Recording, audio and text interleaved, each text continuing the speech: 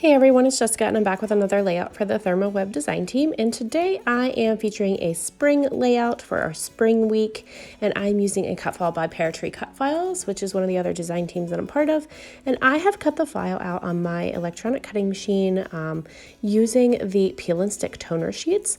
So what I'm going to do here is I am actually going to peel this off my mat, and then I am going to sandwich this in between my crafting carrier sheet that actually comes with the PeelNStick toner sheet, and I am going to put a sheet of the foil right over top of that, and then the foil will actually adhere to the toner. So my outline of my cut file here, as you can see, I've just pulled it out of my laminator. I ran it through there, and I have a hot laminator, so it transfers to that toner sheet. And now I have this beautiful glistening cut file. So this is the outline to my cut file. I just ran it through my laminator with some of the Gina K fancy foils in brilliant blue, and it just comes out so beautiful. I love how easily the transfer comes out on top of those PeelNStick toner sheets, and it transmits so smooth with that foil, and I just absolutely love it. So it's great to use those with your cut files, and they're sticky on the back too. So when you are going to back them, which is what I'm going to do with it, it's very, very easy to adhere to your backing pieces because it's already sticky. So here I have just adhered down one of the pattern pieces of paper from the collection that I'm using, which is Simple Stories Bloom and Grow. I have to admit, I don't use this collection very often. I don't scrapbook a lot of spring memories. It's usually pretty cold here for spring in Pennsylvania, where I'm from, so we don't do a whole lot, just kind of some outdoor parks, and sometimes we go camping early in the season and it's quite cold, but yeah, so we don't do too much. So I'm kind of excited that I get to use this collection a little bit today. And I am just going to flip this over and cut another one of those triangles out just to match. I wanted them to be the same size. I'm sure there's another easier way to do this, but I probably did it the hard way. But all I did was I just lined up my other side of the pattern paper and with my existing triangle that I made, and then flipped it over and cut it with my X-Acto knife. And I'm using the Olfa tools, the cutting mat, and the X-Acto knife that I got from them, which is a very, very nice cutting mat. It folds in half for easy storage, which I love. And this is their ruler tool as well that goes with it. So that's what I'm using just to do that. Again, I'm sure there's an easier probably way to do that, but that's how I did it. And then here I am just pulling out actually a piece of pattern paper from the Photoplay collection. I think it's called Go Outside and Play.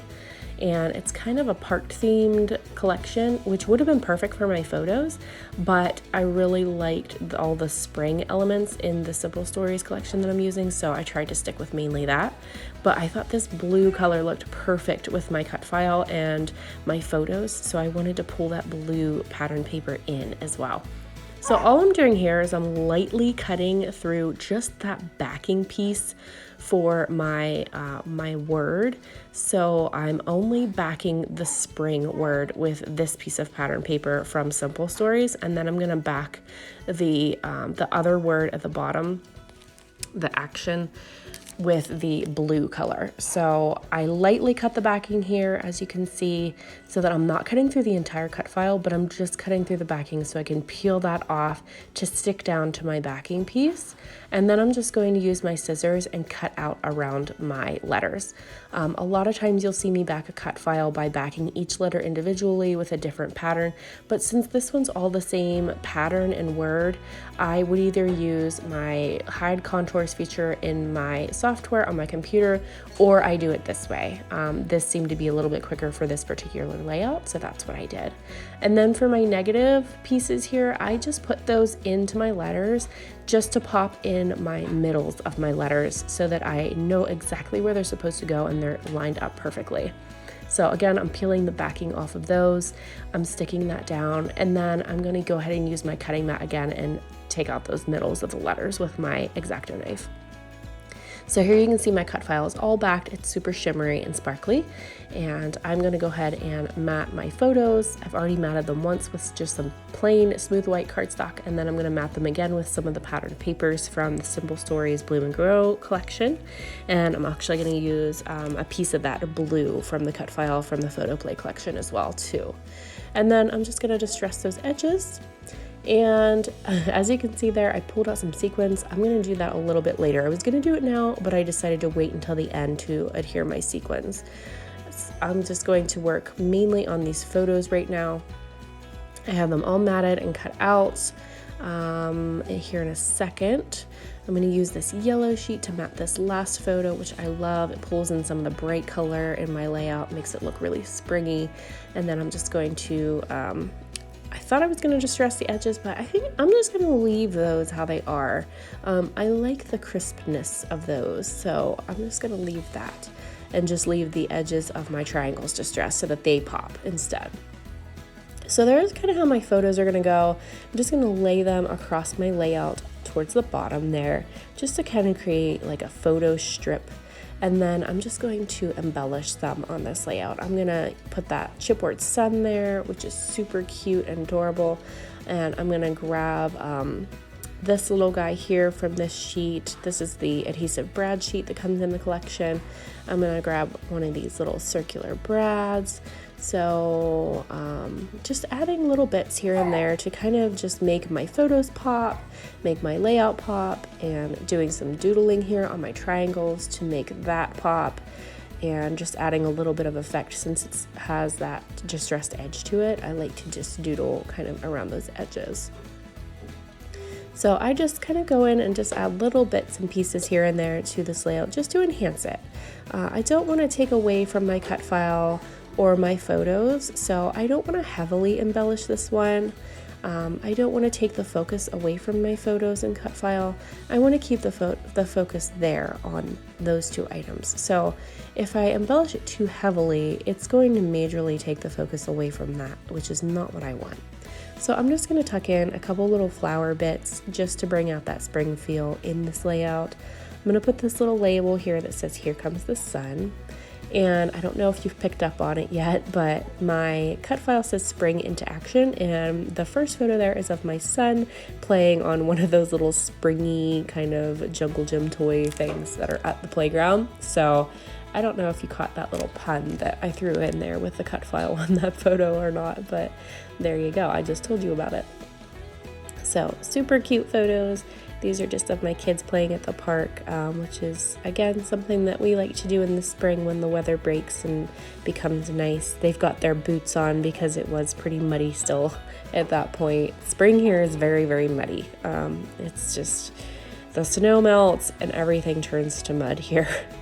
And it's kind of swampy around certain areas around where I live too, so that kind of comes into play as well. It just makes for a big muddy mess. So spring's not my favorite season, but I do kind of like it because that means summer's coming. So summer is one of my favorites, and fall. I love fall.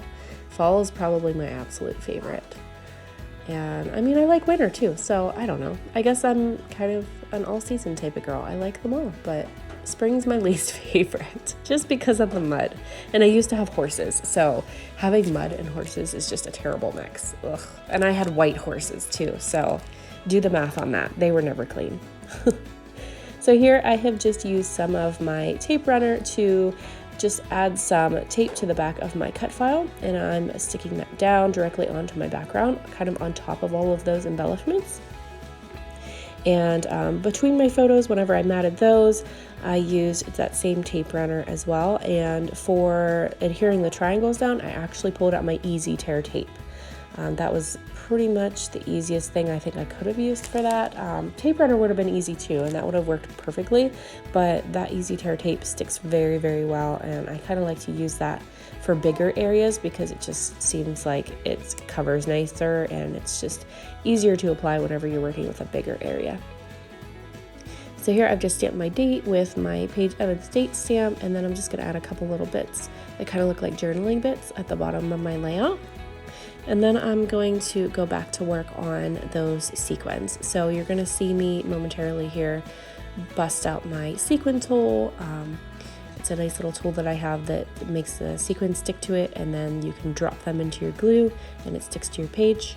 And I just got it from Amazon, so nothing too fancy. It was cheap and you can grab it there. So very, very simple. But those sequins, I kind of did a little bit of an experiment on. When you see me adding them here in a moment, you're going to see that I pull out my Nuvo glue first, which is not sold by ThermOWeb, but I wanted to do a little experiment and see which one holds up better and which one I like better. So I used my Nuvo glue first, and then I went and changed to my Ultra Bond liquid adhesive by ThermOWeb or iCraft. So I used them both just to compare which one I like better, which consistency I like better, and which one holds up overall. And I like them both, I must say, but I felt the ThermOWeb with the Ultra Bond liquid adhesive, it kind of goes on a little bit more clear in the beginning, and I like the consistency better, and I felt that the sequins seemed to hold up just as well with either glue, but I just kind of preferred the Ultra Bond because it just seemed like where I had overspill on the foil, you couldn't see it as much, where the Nuvo, you could kind of see it a little bit, but they both ultimately dried clear, so it really does not matter.